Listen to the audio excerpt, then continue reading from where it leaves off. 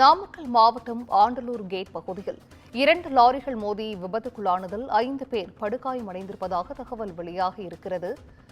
விபத்தில் படுகாயமடைந்த 5 பேரும் மருத்துவமனையில் சிகிச்சை பெற்று வருவதாகவும் காவல்துறையினர் இதுகுறித்து விசாரணை நடத்தி வருவதாகவும் தற்போதைய அண்மை தகவல் வெளியாகி இருக்கிறது. கூடுதல் விவரங்களை செய்தியாளர் கிருஷ்ணமூர்த்தி வழங்கிட கேட்கலாம். கிருஷ்ணமூர்த்தி, வணக்கம். 2 லாரிகள் மோதி விபத்துக்குள்ளானதில் 5 பேர் படுகாயமடைந்துள்ளனர். இது குறித்தான முழு விவரங்கள் கிருஷ்ணமூர்த்தி.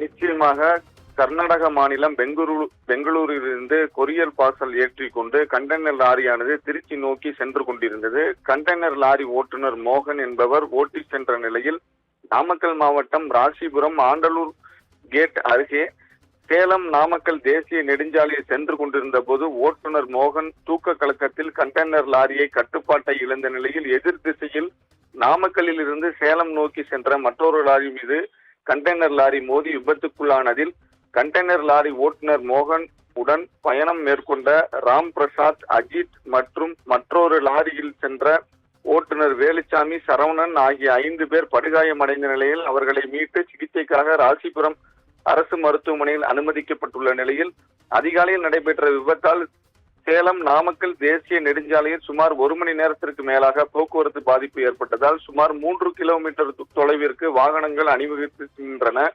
மேலும் கண்டெய்னர் லாரி மோதியதில் மற்றொரு லாரியில் இருந்து டீசல் கசிவு ஏற்பட்டதால் காவல்துறையினர் மற்றும் தீயணைப்பு துறையினர் தகவல் தெரிவித்ததை அடுத்து கிரேன் உதவியுடன் லாரியை அப்புறப்படுத்தினர். விபத்து தொடர்பாக ராசிபுரம் காவல்துறையினர் வழக்கு பதிவு செய்து விசாரணை மேற்கொண்டு வருகின்றனர். சிந்துஜா,